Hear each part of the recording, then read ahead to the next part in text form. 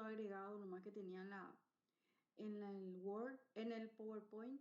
Y después la última imagen ahí en la parte de abajo es como un stand de la época que él hablaba del Esprit Nouveau. Entonces es otro ejemplo, otro programa que él creó, ¿verdad? Dentro de todas sus investigaciones que él hizo. Y el tema de los colores, la búsqueda que él hacía para espacios de exposición. Eh, Agrego otra vez la de la unidad de habitación porque no tuve tiempo de mostrarles el video que me parece muy interesante, que está en español y está ahí en el Drive, ¿verdad? Como para que visiten esta obra, vean, incluso pueden buscarlo en internet también para aumentar más sobre la información de este edificio. Bueno, fíjense en la entrada, acá por ejemplo vemos el famoso modulor.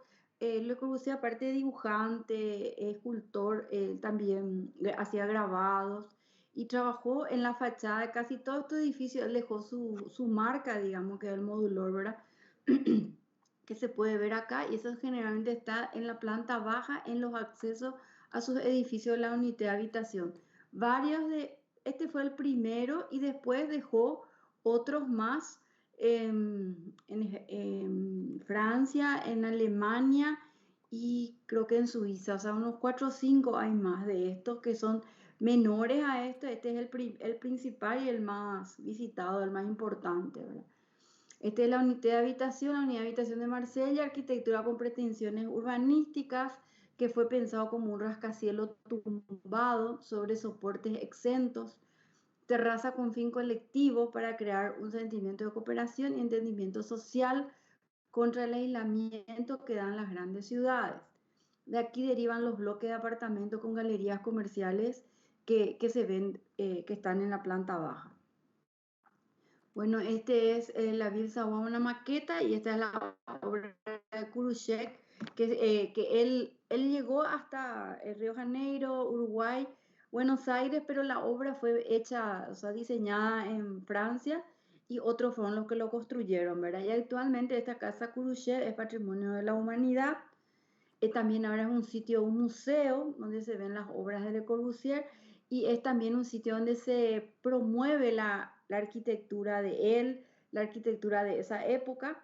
Y suele haber, si ustedes entran en una página web de Corbusier, eh, van a ver que es una especie de sitio web donde hay cursos. Yo por ejemplo suelo participar en de algunos webinars que hablan diferentes profesores de varios lugares del mundo sobre la obra, sobre el legado de Le Corbusier. O sea que es una referencia del legado de Le Corbusier en Latinoamérica. Es muy importante eso, que se vayan conectando. Bueno, acá están los videos que yo suelo compartir, dejo el link. Algunos como este PowerPoint ya tengo hace unos meses, capaz que estén los videos, no sé si están actualizados o ya hay otros nuevos o desaparecieron, ¿verdad? Bueno, pero en estas 5 obras podemos notar los 5 puntos básicos, los principios básicos, ¿verdad? La fachada libre, la planta libre, las ventanas anchas de corte horizontal que dejan entrar la luz y el aire, el uso de pilotes que descargan los muros de su función de soporte y la existencia de una azotea. Fíjense que esta construcción fue después de la Primera Guerra Mundial, ¿verdad? E imagínense construir esto al lado de unos edificios de otra época totalmente. Era como que venía de Marte, ¿verdad? Una cosa bastante novedosa, que para ellos era feo, que no entendían, que entonces los comentarios en esos videos van a ir escuchando y son muy importantes, ¿verdad?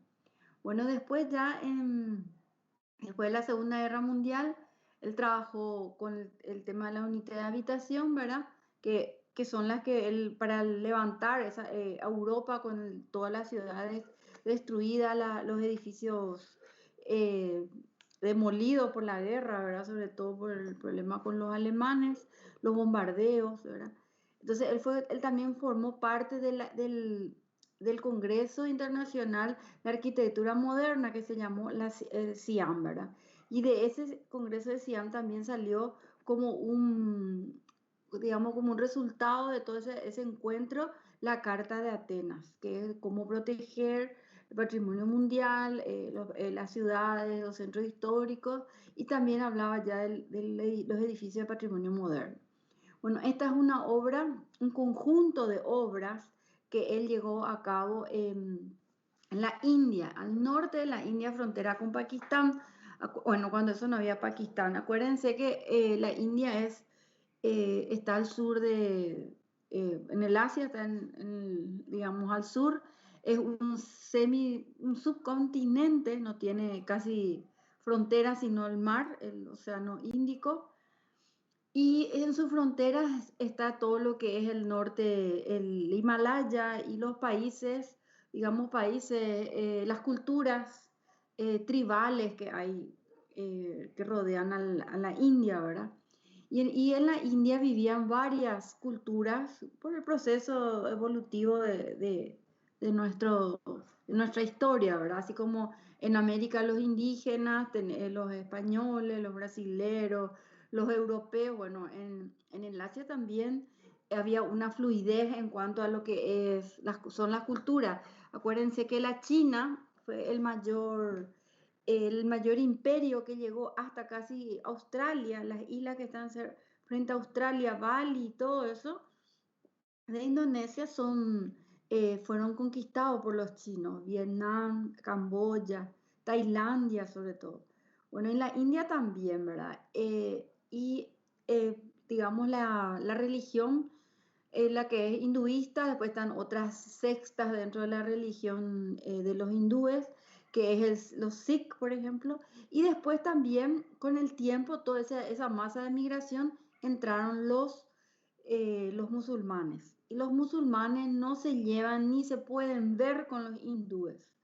Entonces, la India tuvo Les cuento esto para que entiendan por qué este edificio se construyó, porque si no, nos van a decir, pero qué lindo y por qué está abandonado. Si ven los videos se van a asustar. Ahí están viviendo las vacas, cómo se construyó, todo lo que se logró para construir eso, lo que conquistaron los hindúes y ahora en este momento está hecho un desastre.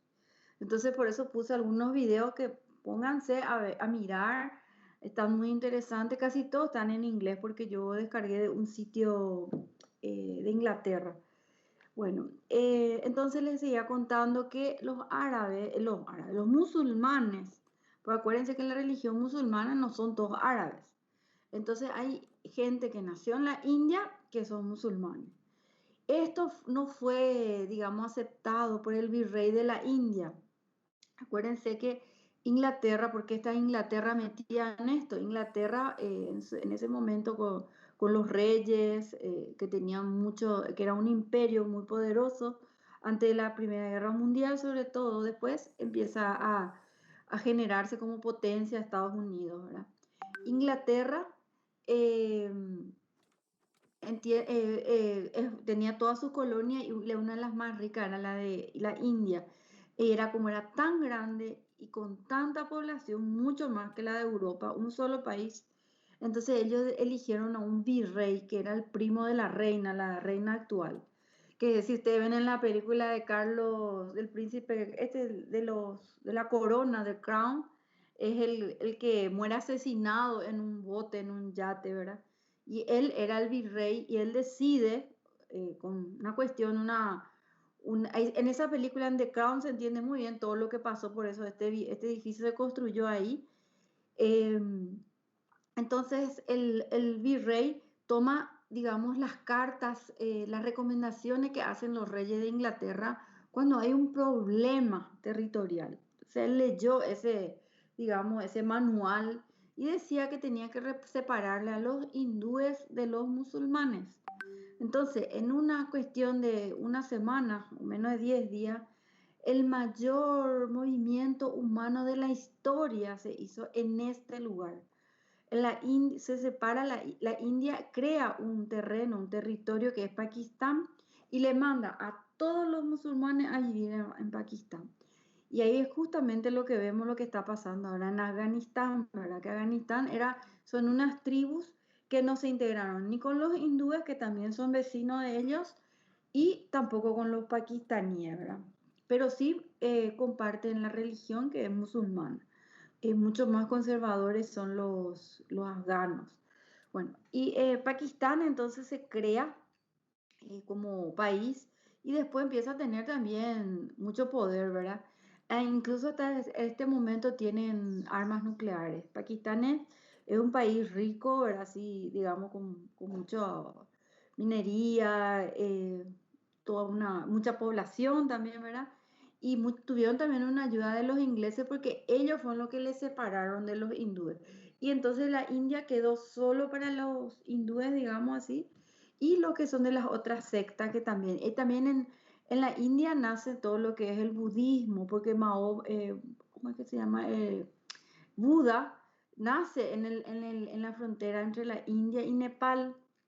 Entonces imagínense ese mundo de religiones que la India es un país-estado, o sea, es un país, un estado religioso, manejado por su religión y la religión marca el ritmo del país, o sea, la parte social. Entonces, lo religioso es muy importante y se respeta, ¿verdad? Bueno, entonces cuando el país se divide, pasan los musulmanes, se van a Pakistán y los otros se quedan, empiezan los problemas también raciales, fronterizos, y para que haya un control entre lo que es la India y los pakistaníes, se genera esta ciudad Pumak o Fumak, algo así, que no sé muy bien cómo se pronuncia, y se hace como una ciudad satélite, una que es lo que es Nueva Delhi, que es la capital en la India, y este es Fumak en la frontera con Pakistán. Para eso se le llamó a un urbanista inglés, que no recuerdo el nombre, que en uno de los videos cuenta, este urbanista crea el proyecto para la ciudad, considerando ya en ese momento la religión hinduista y todo lo que tenga que ver con los dioses que ellos manejan. Los budistas también tienen dioses. Bueno, era una cuestión de ponerse de acuerdo, una cuestión contextual, digamos, que la gente se relacione, que no esté perdida, que no esté como viviendo en una ciudad impuesta, así tipo Brasilia, como hicieron esta es una ciudad que se creó, así como Brasilia, pues se creó en la India por un problema religioso y político, ¿verdad? Pero ellos hicieron un diseño, el famoso diseño de la ciudad de Chandigarh, así lo dicen los ingleses, pronuncian todo con la R y la D. Bueno, entonces esta ciudad tenía que responder a todo ese problema. Pero, ¿qué pasa? Con el tiempo, no se gastaron millones, los ingleses apoyaron, empezaron el paisajista inglés diseñó todo, se creó eso, vinieron los hindúes, poblaron el lugar, pero ustedes saben, es como un tercer mundo, ¿verdad? Toda esa belleza, esa construcción no fue valorada porque no estaba, digamos, en relación con su modo de vida. Y este edificio fue como para imponer el concepto, porque como Le Corbusier también tenía tendencia marxista, hay imágenes de la hoz y el martillo en una de las manos, así que abre en una de estas formas, trabaja con el simbolismo, ¿verdad? El brutalismo, el uso del hormigón armado y la forma del organicismo, también fíjense las curvas, algunos espacios, la entrada de la luz y la escala, muy importante como para indicar el poder, la situación del Estado en esa parte de la India. Pero Le Corbusier no tenía que construir eso, tenía que ser el inglés. Pero no sé cómo alguien le dice a la reina de Inglaterra, seguramente habrá sido ya esta, no estoy muy segura si esta o el padre, le dice, bueno, que hay un arquitecto que trabaja muy bien en la parte plástica, muy famoso, los franceses lo llevan por todos lados, está trabajando en América Latina, en Francia, todo. ¿Y qué te parece? Bueno, le llevan a él y él, respetando el esquema urbanístico del arquitecto inglés, que no recuerdo el nombre, él diseña estos espacios. Y ahí en esos videos se ve toda esa grandeza, ¿verdad? Como él respeta el agua, porque el agua también es un dios para los hindúes, ¿verdad? El tema de las imágenes de los dioses y todo eso, hizo como que esté en relación armoniosa. Bueno, pasa el tiempo, esa ciudad tenía que haber llegado una plenitud máxima, pero se fue deteriorando porque ellos son millones, muchos problemas sociales y se abandonó esto. Y actualmente eso está a la deriva, hay gente que está viviendo ahí, hay vacas, imagínense toda esta maravilla que se invirtió millones, que hizo, solo sirve para hacer un turismo cultural de los arquitectos que hacen toda una peregrinación para llegar ahí, que creo que se ve también en el video. Entonces esto quedó a la deriva, ¿verdad? Quedó abandonado, pero por suerte todavía está en pie.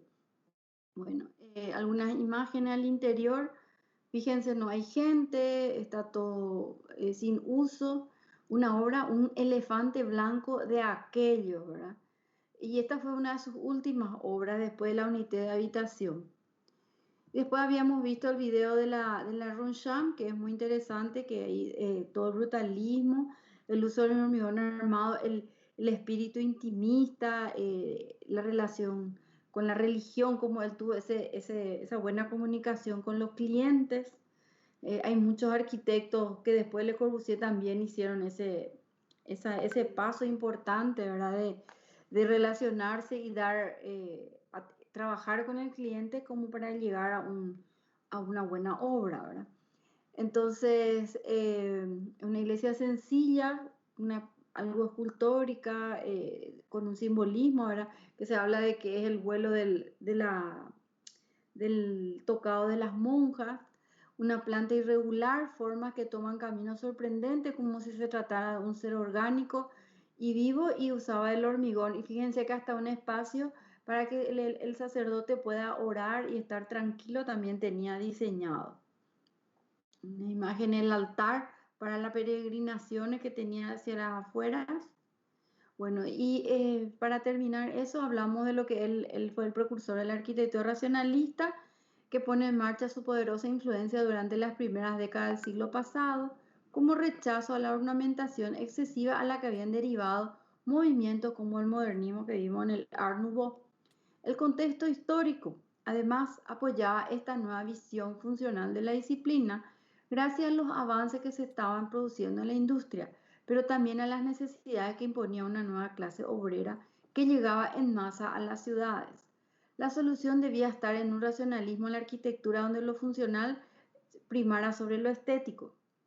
Vemos que la Ville-Savoie reúne esos principios de la arquitectura moderna que también Mies van der Rohe puso en práctica. Dice, la máxima de la arquitectura racionalista, la forma sigue a la función.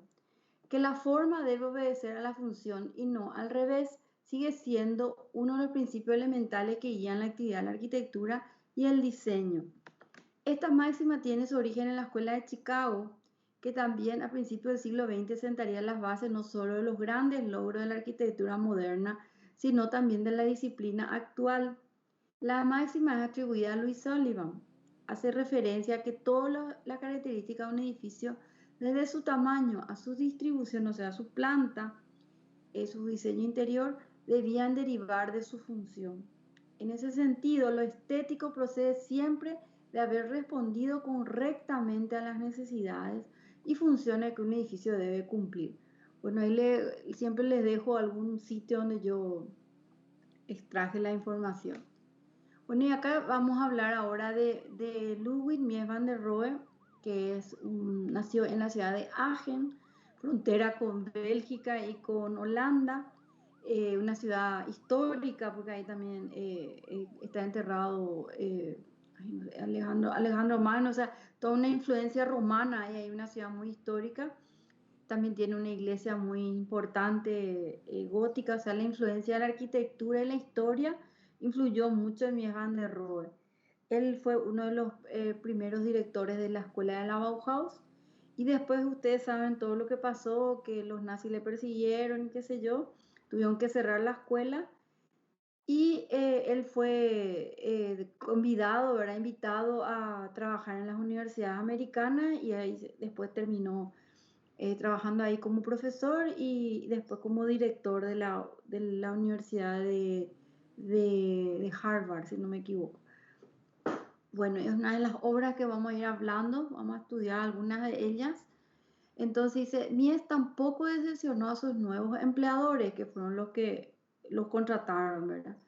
Durante los 30 años siguientes contribuyó a establecer el estilo internacional como el lenguaje arquitectónico definitivo del modernismo norteamericano de la posguerra. Porque como le dije, sus únicas obras en Europa fueron con las que él trabajó en Bauhaus y después inicia todo su trabajo en, en Estados Unidos, en Chicago, hacia lo que sería la costa este americana.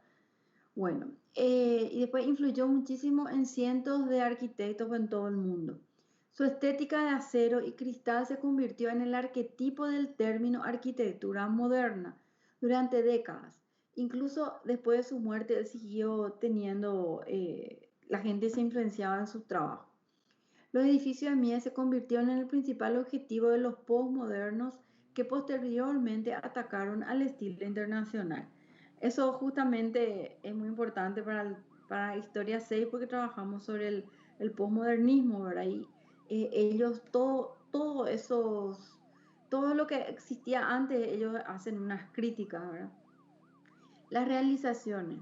Junto con Le Corbusier y Walter Gropius, Mie contribuyó a la cristalización del estilo internacional como el movimiento central de la arquitectura moderna a principios de la década de 1920. A diferencia de Le Corbusier y otros de los primeros defensores del estilo internacional que se alejaron de él en parte debido a las críticas a la arquitectura moderna en la década de 1960. Mies permaneció completamente dedicado al movimiento durante las últimas 4 décadas de su carrera. Mies llamó a sus diseños rascacielos de acero y cristal y a sus casas y pabellones de orientación horizontal y lo llamaba arquitectura de piel y hueso por su uso mínimo de materiales industriales, la definición del espacio junto con la rigidez de la estructura y su transparencia.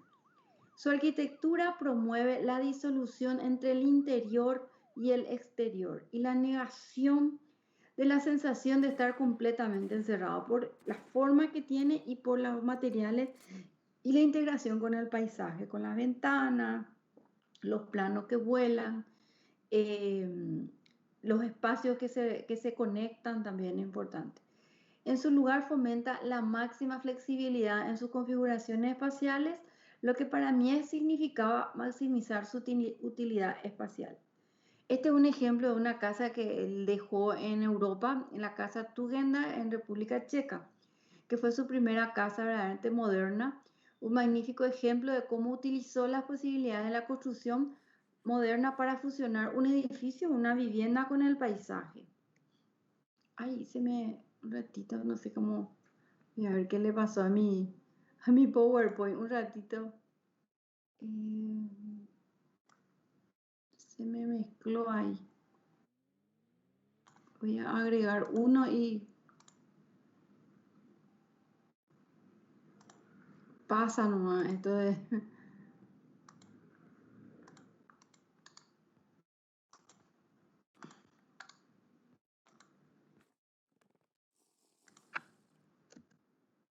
Un ratito.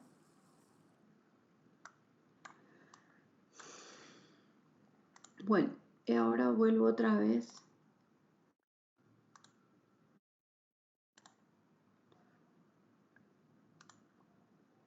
Ahí, este cierro. Bueno, entonces estábamos hablando de la casa de Tugendhat en República Checa y su influencia ya en... A ver, quería salir ahí otra vez, salta. Esto cuando quiero pasar. Sí, ahí estábamos en el tema de lo que sería la arquitectura de rascacielos y también las edificaciones horizontales. Ahora voy a...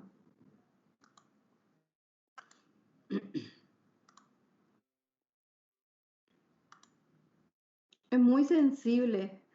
Bueno, en los edificios de Mies a menudo enfatizan su propia singularidad en relación con su entorno, poniéndose a la vista y a través de su transparencia a sus habitantes. Era una característica en muchas obras que vamos a ver enseguida.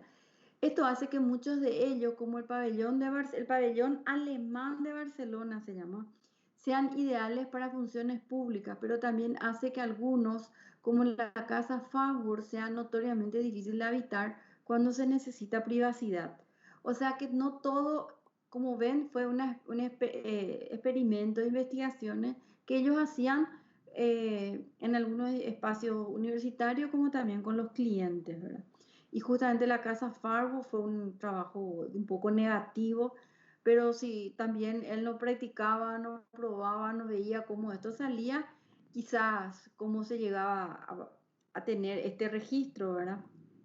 Entonces, al haber crecido en torno al taller de cantería de su padre, Mies era muy sensible a la elección de los materiales en su diseño, incluyendo así, por ejemplo, piedra fina, cromo, bronce e incluso ladrillo, en muchas de sus obras que eran de diferentes características, ¿verdad? Muchos de sus edificios, especialmente la Tugendhat que vimos, la Casa House, y el Seagram Building que está en Nueva York, fueron estructuras extremadamente costosas de construir y destacan tanto por su fina artesanía como por sus métodos industriales de construcción. Bueno, él, como fue un profesor, trabajó mucho en Chicago, también se conoció con Frank Lloyd Wright. Hay algunos comentarios en esta página de Historia del Arte que Frank Lloyd Wright no se llevaba bien con él. Frank Lloyd Wright era intocable, él hasta ahora sigue siendo un dios en los Estados Unidos. Entonces dice que había que entregarle un premio a Mies van der Rohe y le pidieron a la gente de Chicago que le entregue Frank Lloyd Wright. Y nadie podía creer, dice que sacaban fotos porque él tenía que entregarle al otro y ellos no se hablaban. Entonces, dice que cuando termina le dice, usted ha recibido el premio no sé qué cosa, le entrega, Frank Lloyd Wright se baja del escenario y se va. O sea, y hasta ese punto era porque él no estaba de acuerdo, acuérdense que Frank Lloyd Wright no estaba de acuerdo con todo lo que era lo industrial, ¿verdad? Este tipo de materiales, sino era más el trabajo manual, todos los detalles, otro tipo de planta, más vivienda más relacionado con el paisaje. Y este señor empezó luego en Chicago con los edificios y todo lo que sea la edificación industrial en serie, ¿verdad? Bueno, y el Crown Hall es la entrada, el acceso principal a un campo universitario que se llama el Institute de Tecnología de Chicago, ¿verdad? Una universidad muy prestigiosa donde él trabajó ahí. Y este es el principal edificio, también hizo parte del campus, pero este es el más característico y uno de los últimos antes de su fallecimiento. Después él también diseñó la famosa silla Barcelona, ¿verdad? La que está expuesta en el pabellón alemán. El pabellón alemán fue parte de la Expo Mundial no es de arquitectura, de las exposiciones universales, así como fue la Torre Eiffel en 1922-24 en Barcelona, que fue destruida porque la gente dice que no se entendía, que no era lindo, no le había encontrado el valor, pero ese pabellón fue construido por Mies van der Rohe justamente simbolizando, dando la identidad del pueblo alemán, ¿verdad? Pero no con el concepto de un lugar de exposición, sino el edificio era la exposición, los pisos, las sillas, las cortinas, la escultura, los materiales elegidos, la columna que daba soporte, digamos, reemplazando lo que era a un pilar romano, un pilar griego, ¿verdad? Era ese pilar de metal que él diseñó, los muros que se cortaban y que se conectaban y que había una flexibilidad. Todo eso estaba pensado y era demasiado avanzado para la época, nadie entendía, entonces tiraron.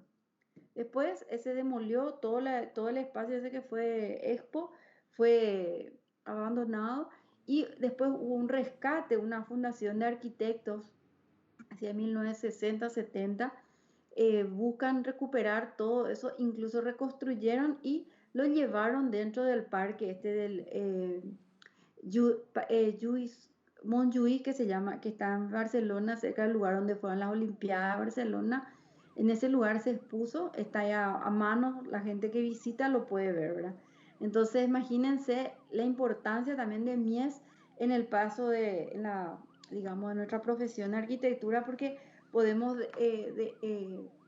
como disfrutar de sus obras También hay obras de él en Berlín, que vamos a ver en el video, en Estados Unidos, en República Checa, como vimos, y las obras de la Bauhaus.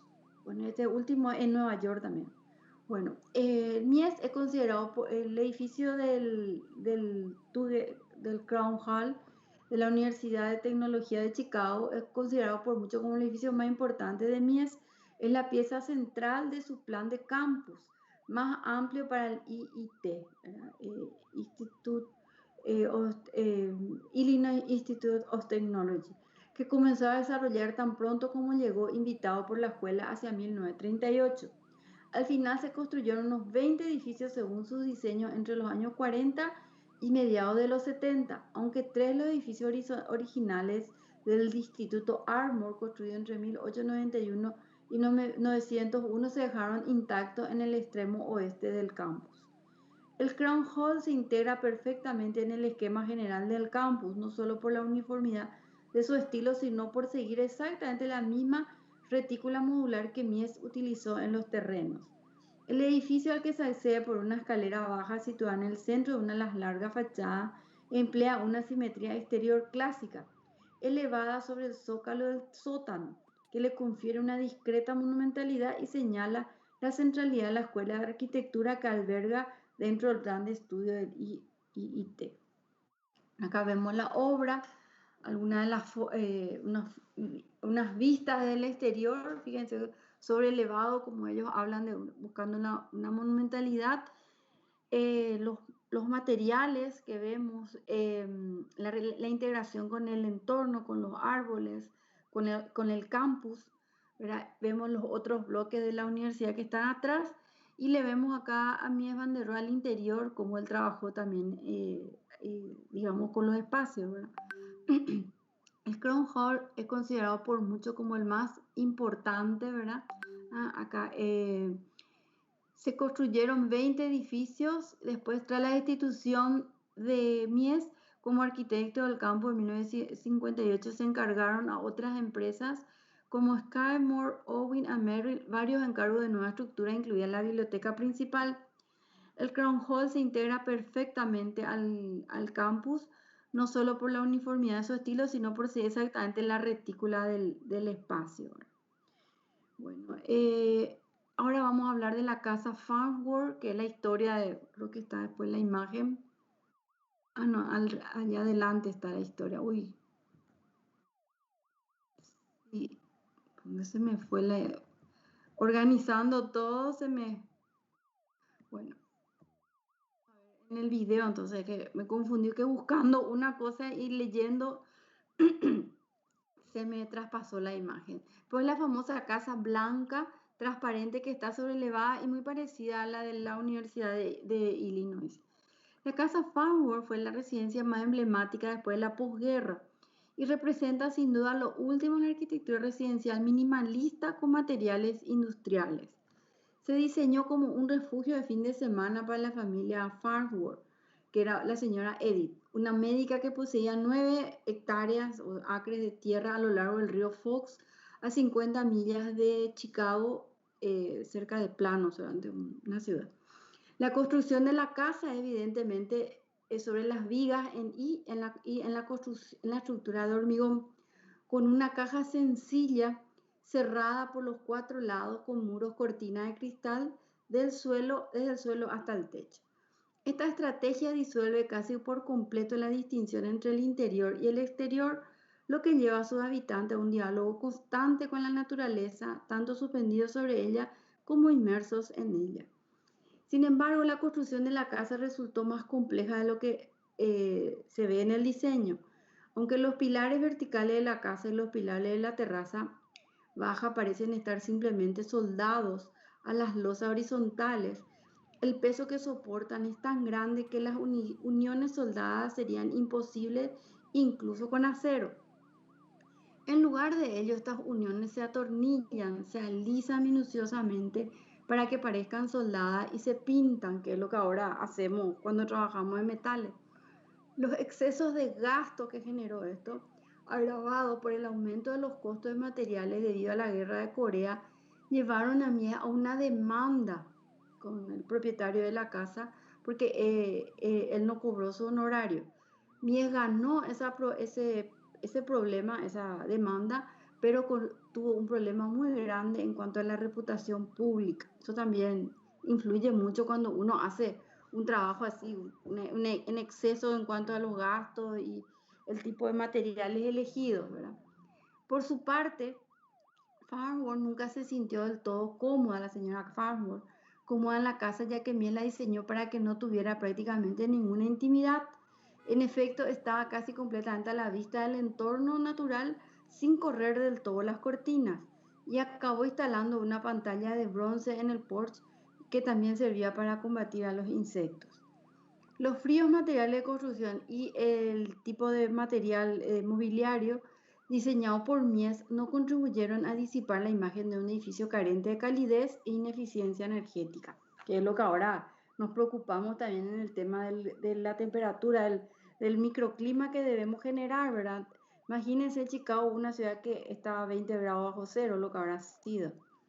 No obstante, Farnsworth fue propietaria de la casa y recibió visitantes durante 21 años, hasta que finalmente la vendió a Lord Peter Palumbo, un renombrado entusiasta de la arquitectura, que finalmente otra vez la vendió al National Trust for Historic Preservation y a lo que es Landmark Illinois, que ahora la gestionan conjuntamente como casa museo. Las obras de Mies van der Rohe forman parte de una fundación de Mies van der Rohe. La obra es el pabellón de Mies en Barcelona. Justamente esta parece así abierto. Vos te vas y te encontrás con una persona que te cobra, te da un ticket y te cobra por acceder y te dice Fundación Mies van der Rohe, Arquitectura Moderna, algo así se llama la fundación, y vos entras, ¿verdad? Y esas, casi todas las obras de él son ahora museos y son declarados Patrimonio de la Humanidad. O sea, en las grandes capitales del mundo hay así edificios emblemáticos que se vuelven después museos por el valor, por todo lo que tiene de legado, ¿verdad? Eso si algún día viajan ustedes los arquitectos, los futuros arquitectos, tienen que aprovechar eso y ver esas obras. Siempre están abiertas, siempre se pueden visitar, se puede desde afuera sacar fotos y si pueden pagar una entrada, algunas son baratas, otras son caras. Por ejemplo, el Museo de Guggenheim de Frank Lloyd Wright es carísimo, pero es algo único, ¿verdad? Una sola vez uno va a poder pagar.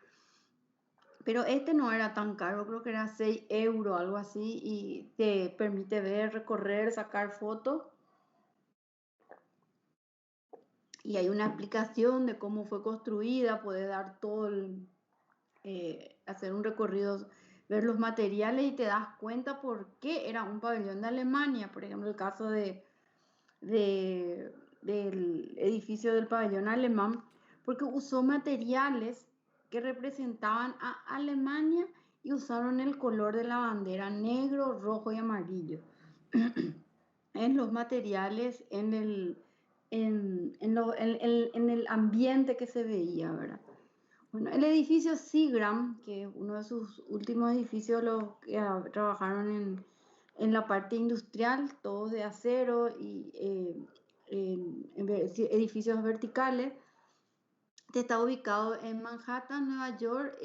Quizás no se lo valora tanto porque con los colores que tienen la forma y están mimetizados en la ciudad, pero sí es una de las mejores obras de él y muy visitadas. Constituye la declaración definitiva y realizada de Mies sobre la forma de un rascacielos, aunque llevaba trabajando con este tipo de edificios desde principio del 1920.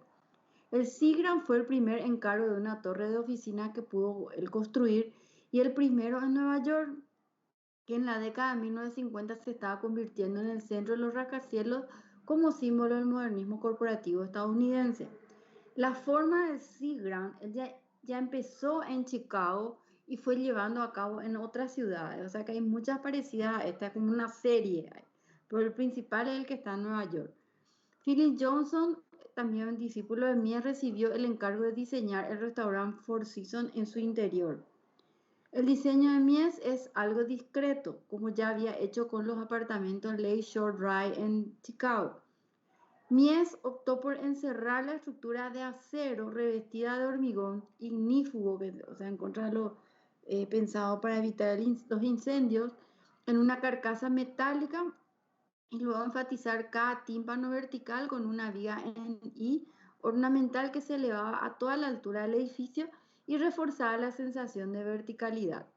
Estas vigas en forma I, la estructura exterior, son de bronce, lo que confiere a la estructura un tono oscuro, casi como un monolito imponente. Bueno, acá está la casa de Farworth, que era una casa de fin de semana, que fíjense por los colores, justamente el blanco, la parte de los vidrios, las puertas, cómo hacía que el propietario no tenga intimidad, que es lo que le reclamó la dueña, ¿verdad? Entonces, él fue el que sentó las bases de la arquitectura moderna en Occidente, ya que, como dices, él emigró a los Estados Unidos de su Alemania natal. Bueno, él en los años 30 dirigió la Bauhaus de Dessau, aunque el ascenso del nazismo frustraría para siempre este proyecto de la modernidad. Con su llegada a Chicago, Mies van der Rohe haría realidad su sueño de construir grandes rascacielos acristalados que dieran respuesta a las nuevas necesidades de vivienda de la avanzada respecto a la Europa en guerra de la época. Y acá vemos la línea del tiempo, fíjense, desde 1912 más o menos trabajó hasta 1970. Ahí empieza y terminan sus obras, ¿verdad? Bueno, según estudios muy actuales, acá vemos otras de sus obras, diferentes programas. Cuando se habla de arquitectura de movimiento moderno se refiere a lo que hablamos de estilo internacional. Este estilo internacional de movimiento es más un movimiento que una mera estética. Esto surge en Europa en parte como una respuesta al cataclismo de la Primera Guerra Mundial y eventos relacionados. Su uso en la vivienda de la posguerra le dio fama como símbolo del progreso social e industrial y no es sorprendente que el estilo internacional a menudo se relacione con los grupos políticos de izquierda. Ante la oposición de los regímenes totalitarios en la década de 1930, muchos de los defensores europeos del estilo internacional se reasentaron en los Estados Unidos, donde la expansión económica después de la Segunda Guerra Mundial permitió que floreciera particularmente la construcción de los rascacielos. Esto, junto con el crecimiento de la comunicación intercontinental rápida a la posguerra, le permitió convertirse en una arquitectura que se volvió global, ¿verdad? Hablamos de una arquitectura globalizada. Pero la incapacidad de los partidarios del estilo internacional para resolver los problemas sociales, como sus fundadores esperaban, junto con su rígida monotonía formal, llevó a muchos arquitectos en la década de 1960 a buscar nuevas direcciones de diseño que reflejaran una sociedad cada vez más diversa, comercializada y postindustrial. Es a menudo considerado como la arquitectura de la era de la máquina, que simboliza para muchos la cristalización del modernismo en el diseño de edificios. A menudo llamado arquitectura minimalista, los edificios de estilo internacional son bien conocidos por la forma en que parecen quitar todos los adornos extraños de la estructura, lo que lleva a un desenfoque extremo del espacio interior y exterior, la exposición de la construcción de edificios con honestidad, sin adornos, y la glorificación de los materiales industriales modernos, principalmente acero, hormigón y vidrio. Acá vemos el edificio de la Unión, de la ONU en Nueva York, que fue construido por Harrison and Abramovich, y también hay una parte que es un proyecto de Le Corbusier. El estilo internacional fue uno de los primeros movimientos arquitectónicos en recibir renombre y ser adoptado de manera inequívoca en todos los continentes. O sea, por eso es internacional, porque fue aplicado en varios continentes, ¿verdad? Se convirtió en un símbolo global de la modernidad, como antes o después de la Segunda Guerra Mundial, especialmente en América Latina y Asia, donde las naciones sintieron un gran deseo de industrializarse y competir política y económicamente con las potencias tradicionales de Europa y América del Norte. Vamos a ver algunas. Ah, tengo algunas imágenes. Bueno, por ejemplo, acá vemos lo del pabellón alemán, imágenes del sitio de por qué les dije que no es Esto formaba parte de una exposición internacional, ¿verdad? Y entonces los colores que se inspiraron eran en la bandera alemana. Fíjense en el fondo, granitos de color negro, color rojo, color amarillo. Y todo lo que eran los materiales que se producían en Alemania. Eso fue lo que identificó al pabellón. Acá podemos ver, justamente saqué la foto, el amarillo, el negro y el rojo, y la bandera y la presentación muy, muy sencilla, muy modesta, digamos, pero con los materiales y el uso de la tecnología de esa época. Bueno, y entonces ahora vamos a ver el video. Dejo esto para la clase que viene. Vamos a ver ahora el video de Mies. A ver si encuentro el de... Vamos nomás al de Mies, mejor. Ahora...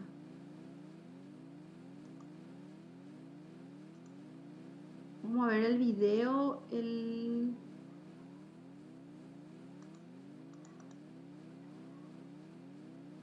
Me avisan si escuchan. O si no escuchan, sobre todo porque... Uy, ¿qué le pasa a este?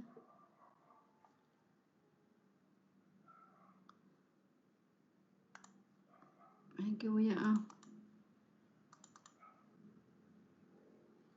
Creo que el internet está muy...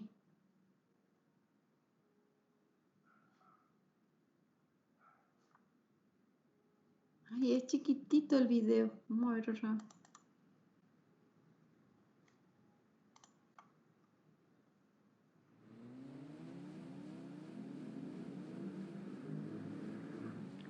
Y parece que va a salir.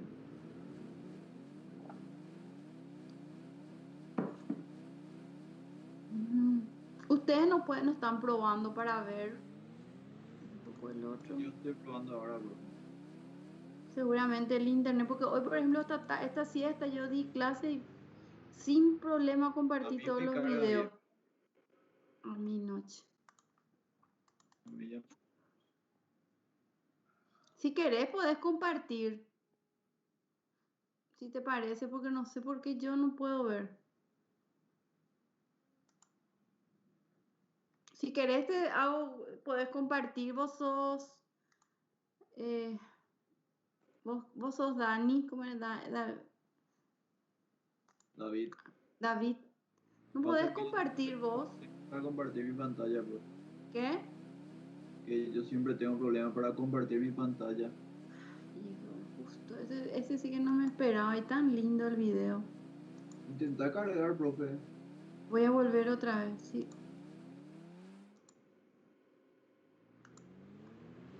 Porque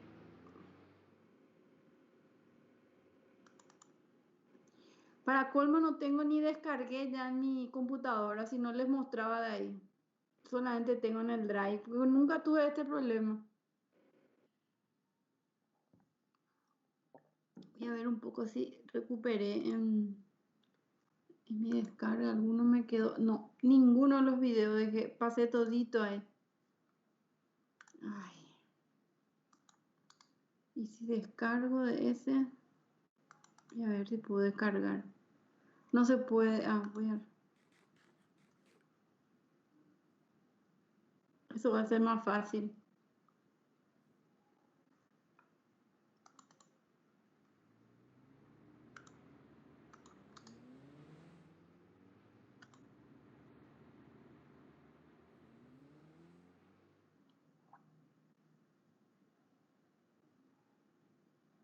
Ahí. Ahora el sonido, lo que no sé si vamos a poder. ¿Escuchan el sonido? Mies van der Rohe, Hola. arquitecto alemán egresado ¿Escuchan? estadounidense, es Sí. considerado uno de los Bueno, arquitectos más influyentes del siglo XX esta es y la pilar casa del movimiento Piensa en moderno. República Checa También y se este es encuentra el de entre los Nueva York. principales exponentes Pero en no la estamos construcción en viendo acero y el vidrio. video, profe. ¿Qué? No se ve el video, ¿no? Se ve el video. ¿No? El programa lo El audio, complementa. pero el video no. Ah, a ver otra vez. Qué historia, Dios mío. Vamos a ver otra vez. ¿cómo hago este? ¿Cómo podemos hacer para ver el video? Ahí donde dice para compartir, profe, vos tenés que elegir qué ventana querés y poner ahí tu reproductor. No sé cuál puse el reproductor. Pongo y no. A ver, ahí. Ahí voy a sacar de ese. A ver si entra ahí. No. Ahí. Ese es el otro. Ese no me gusta tanto. Vamos a ir al primero. Este equipo, tú descargas, vemos. Ah, y no se ve la película. No, Entonces el internet que nos está queriendo pasar. Vamos a ver otra vez. no depende del internet, profe, tenés que elegir Y le elegí. cuál pestaña o ventana querés mostrar. Bueno, vamos a hacerlo Mies van otra der vez. Rohe, Ahí no, arquitecto ¿verdad? alemán nacionalizado estadounidense. No, vemos tus descargas. Bueno, vamos a volver otra vez a probar. A ver qué le pasa a este. Mostrar detalle. Ahí. Y si acá tengo películas, y si es este, películas y TV, no Espera, sé si viste vos que ves. Vos no ves mi. no, vos tenés la camarita, el micrófono y después está el que dice para abrir Sí, bandeja de uso compartido. sí. Y ahí no te da la opción de elegir cuál No. ventana querés mostrar. Tengo 6 ventanas. Voy a cerrar Y ya ahí el del. está tu Ese video. voy a cerrar ya el PowerPoint. Espera un ratito. Voy a guardar este. Entonces, de paso. ¿Y cuál sería? Porque ahora tengo películas y TV descarga. Voy a cerrar la descarga.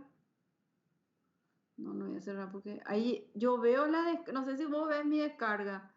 Sí, Abro ese acá sí. y no comparte. Y ¿Ves? ahí dale otra vez a la flechita y elegí la ventana del reproductor. Ah, lo que tengo que minimizar entonces este. Ya Mies espera. van der Rohe, arquitecto Espera. alemán nacionalizado estadounidense, Ahí, es considerado ahí. Ese, ahí sí, ¿verdad? Ahí sí, profe. Ahora sí, profe. Y sonido. Sonido escuchan. No, te escuchamos a vos. Espera otra. Ay, qué complicado. Sí, vamos a ver otra. Este, ahí. Ahí sí. Ahí está. Ahí sí.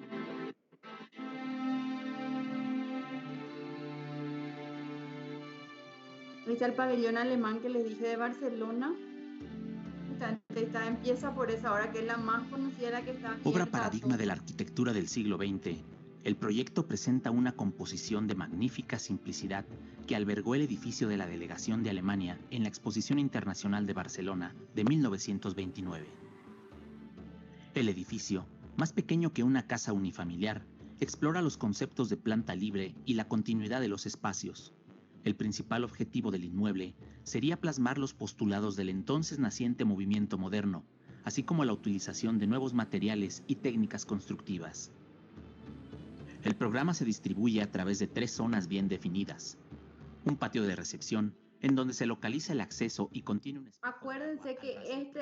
este edificio se El núcleo construyó en edificado, delimitado por los planos 1920, de entre los muros, 1920 y recubierto por diversos 1925. materiales, en donde se mantiene un control de las vistas a través del manejo de las opacidades, las transparencias y los vacíos.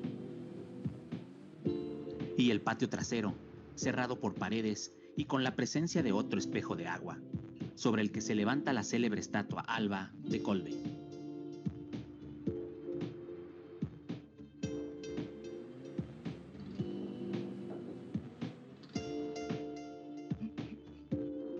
El proyecto se desplanta sobre una pendiente muy pronunciada y presenta un programa arquitectónico distribuido en 3 niveles. El acceso, orientado hacia la calle, se realiza por el nivel. Esta es la casa Tugendhat en República Checa, la otra es el pabellón alemán en Barcelona. No sé si me están escuchando. Y ahí, por ejemplo, vemos dentro del mobiliario también él diseñó la silla Barcelona, toda la escultura, los materiales, los elementos, ¿verdad? Por eso que es tan superior de la importante. vivienda, el cual contiene además las cocheras y las habitaciones.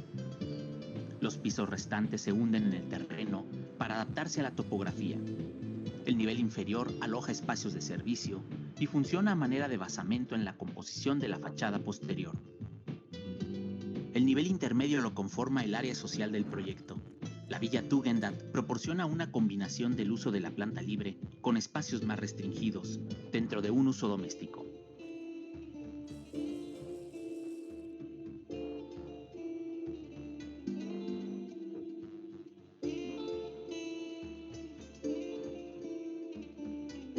La casa está situada en medio de prados y árboles de gran tamaño, bordeando el río Fox, en Plano, Illinois, Estados Unidos. El proyecto se organiza a partir de 2 plataformas rectangulares que se elevan del nivel del suelo, debido a los constantes desbordamientos del río Fox. La primera de ellas, a la que se accede a través de 4 escalones lineales, carece de muros y cubierta y actúa como terraza. Se desplaza del suelo por 4 columnas de acero. Desde ella, otros 5 escalones idénticos a los anteriores facilitan el acceso a la segunda plataforma, situada a 1,5 metros del suelo y que sostiene a la vivienda propiamente dicha mediante 8 columnas de acero. Al interior, un núcleo central de madera que contiene las instalaciones sanitarias organiza los espacios en torno a él.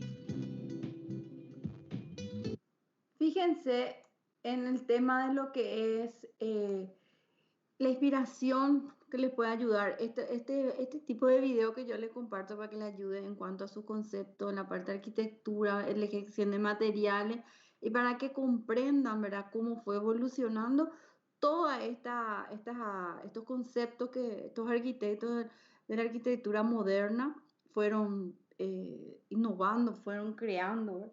Entonces, me interesa que también en sus casas vuelvan a ver y se inspiren. Hay una cosa interesante acá que el arquitecto Mies van der Rohe pensaba no solamente en lo interior, sino también en lo exterior. Y ese interior, el acabado de sus materiales son increíbles. El mismo detalle que yo vi en el pabellón de Barcelona, por ejemplo, en esa vivienda es igualito, se nota la marca, se nota que él tiene una característica en todas sus obras, ¿verdad? En cuanto al detalle, los colores nogales, el uso de la madera, el granito, el tema del acero, o sea, podemos ver que él continúa con su, ¿cómo es que se dice? Su marca en cada obra. Bueno, ahora vuelvo otra vez. El programa lo complementan una cocina, 2 dormitorios y la sala de estar. La casa carece completamente de muros, que han sido sustituidos por pantallas de cristal de suelo a techo. Únicamente unas cortinas, si están corridas, impedirán la visión del interior.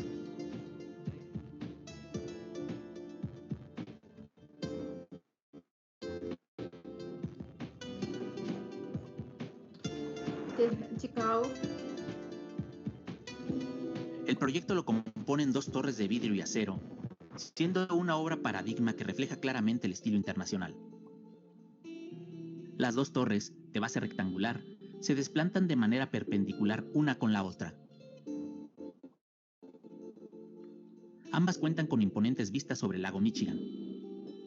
La planta baja en ambas, al quedar en parte exenta del terreno, concede una relación con el espacio público.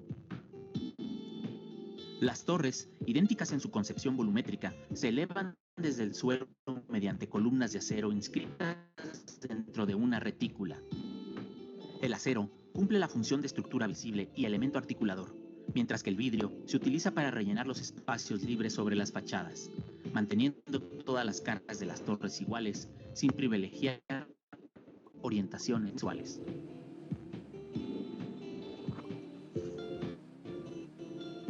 La Universidad de Illinois. Este proyecto está comprendido dentro de uno de los 20 edificios diseñados por Van der Rohe para el Instituto Tecnológico de Illinois. Es la pieza central de un plan maestro para el campus que cuenta con una superficie total de 50 hectáreas. El Crown Hall se sitúa casi al centro del campus y en él se aloja la Facultad de Arquitectura. Las 4 caras libres del edificio permiten la entrada de luz y el aprovechamiento de las vistas. La simplicidad industrial caracteriza la composición del proyecto, claramente expuesta en sus marcos de acero. El edificio se configura como un espacio libre contenido en una planta rectangular en 2 niveles. Se orienta de norte a sur y el acceso principal se ubica sobre la fachada sur. En la planta principal, el espacio se dispone para ser totalmente flexible en su uso, presentando escasas divisiones móviles. El resto del programa se distribuye en un nivel semienterrado, donde se ubican las oficinas, salones y servicios. Las fachadas de cristal crean un ambiente abierto, otorgando al usuario la sensación de encontrarse trabajando en un parque al aire libre, con la vista hacia los rascacielos de Chicago.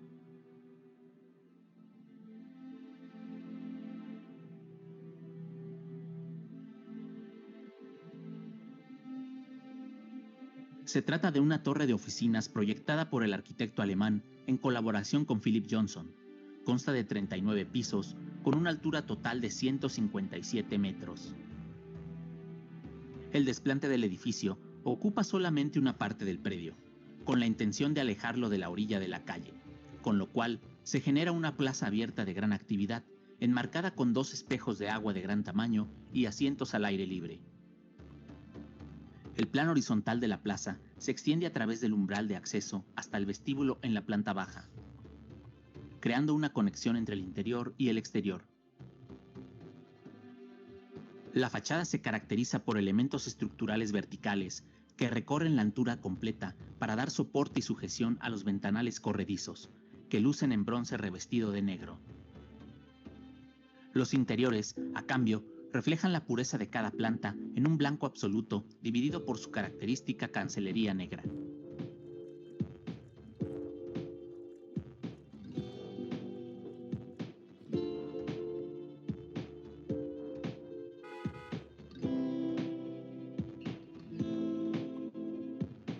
El proyecto se resuelve por medio de una planta libre, logrando un espacio donde el juego de proporciones resulta perfecto.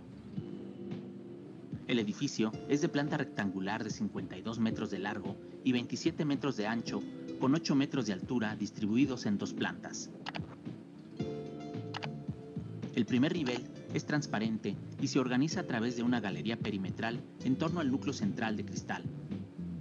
La planta baja es un gran vestíbulo abierto con 2 escaleras simétricas que conducen al nivel superior. Alrededor del espacio vidriado se encuentra una galería perimetral semicubierta. En planta alta, una galería envuelve el hueco de la doble altura. Aquí se ubican las oficinas administrativas y las salas de reuniones, separados por paneles móviles. Las fachadas se modulan por medio de una subestructura de perfiles en doble T, que dividen cada módulo en 5 paneles menores de proporciones verticales.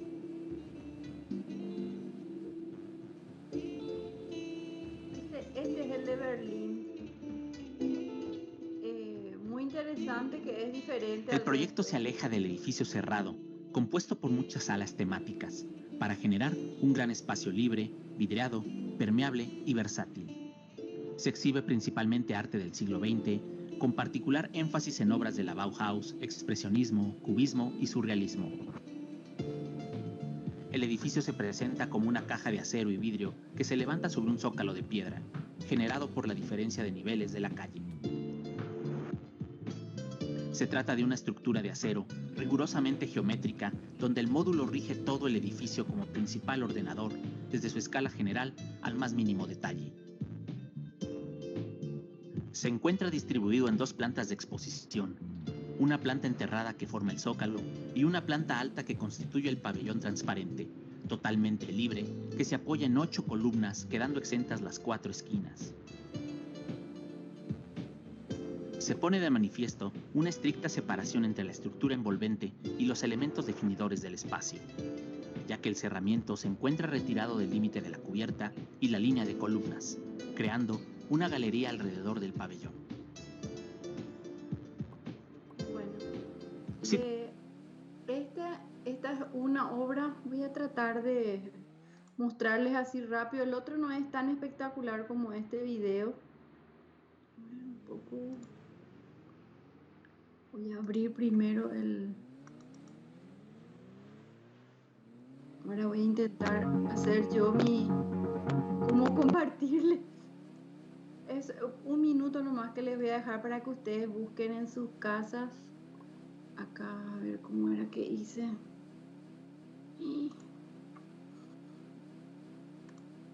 Ay, qué difícil que es. No sé cómo hice la primera vez. Descargas. No. Este sí que no sé cómo compartir. No sé qué videos. Ay. No, ese no era. Perdón. No sé por qué otra vez no puedo hacer. Ahí de chiquitito voy a intentar de vuelta y si no ya les dejo porque no sé cómo. Ahí no ven, ¿verdad? No,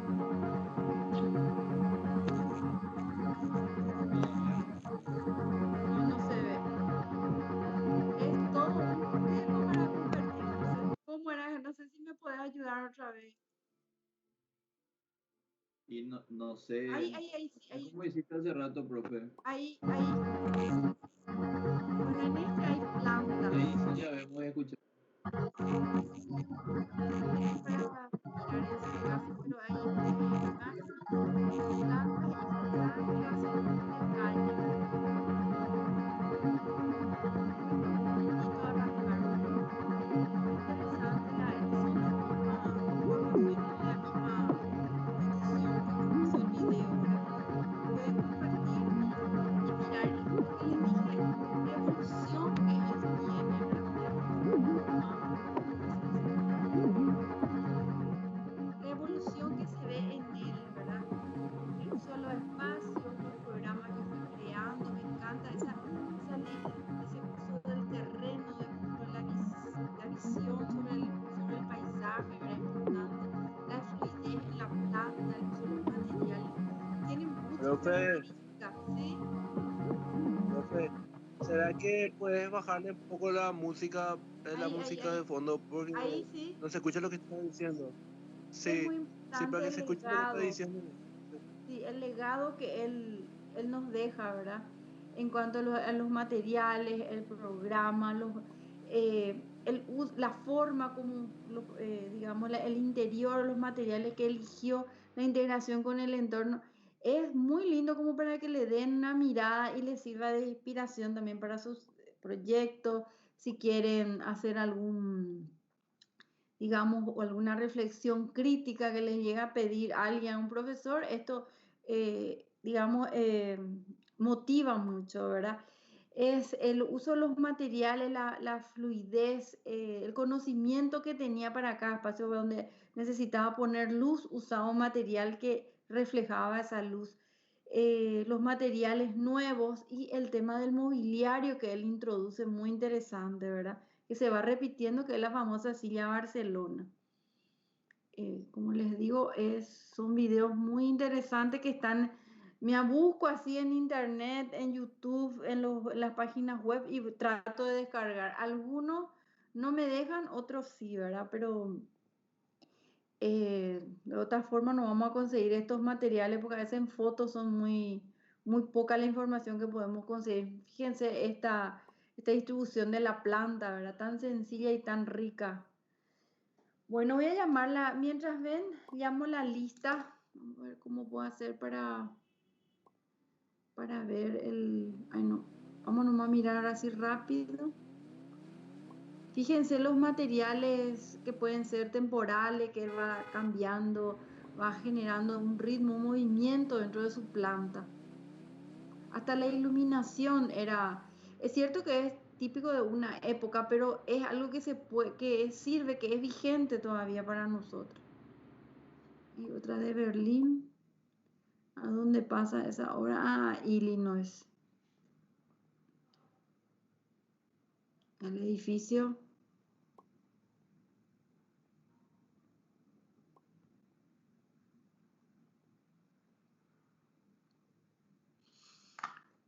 Bueno, voy a llamar la lista y voy a cerrar y ustedes van a darle una vista general a esto para trabajar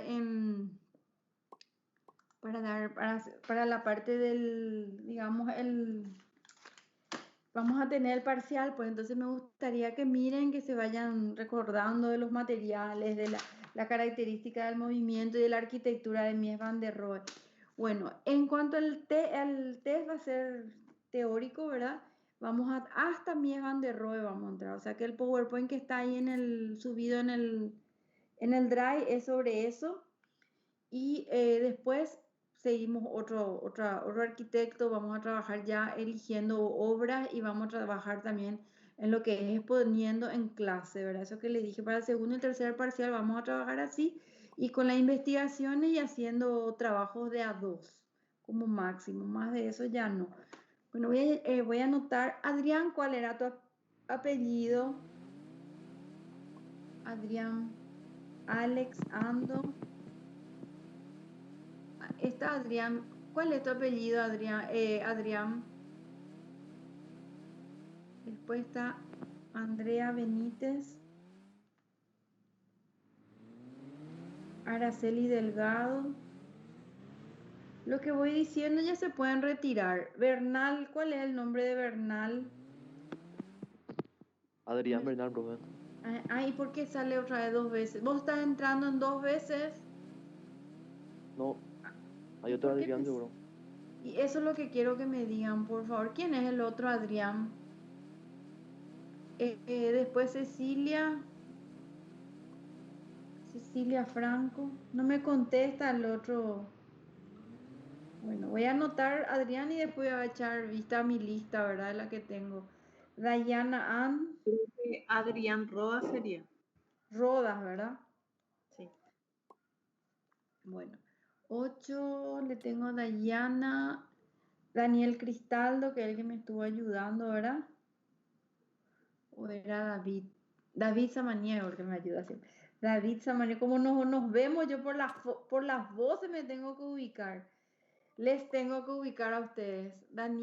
David Samaniego Ábalos.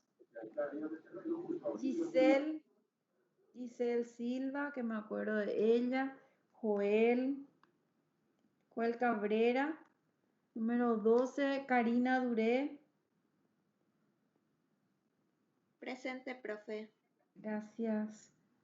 María Alejandra, no se imaginan lo importante que me contesten porque ya ni les veo y tengo que ubicarme con las señales de con las iniciales de sus nombres.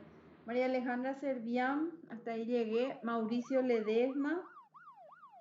Hola, profe. Hola, ¿qué Yo tal? soy. Vos sos Mauricio. Todo bien. Qué suerte. Sí. Oscar Gibbons. Acá, profe, gracias. A vos. Después Rolando. No se olviden que el viernes es nuestro próximo. Tienen que leer todo lo que dimos hasta hoy, hasta Mies van der Rohe, y les pido que vuelvan a ver los videos, ¿verdad? Que eso generalmente ayuda también a fijar las ideas y a también diferenciar, ¿verdad? Las etapas que el arquitecto fue viviendo en su obra, en su vida profesional.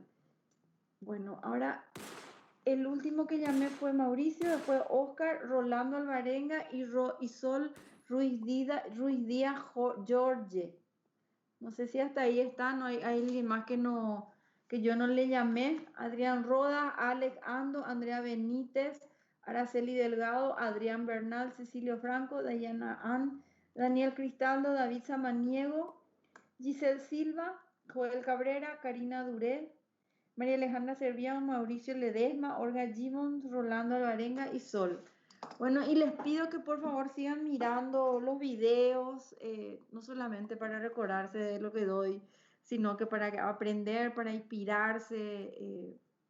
Hay lindos ejemplos, explican muy bien y también te das una idea de qué es lo que pasa en esos mundos tan desarrollados entre Alemania, otros países de Europa, Estados Unidos. Vimos que una obra de Mies van der Rohe hay en México, yo no sabía eso, ¿verdad?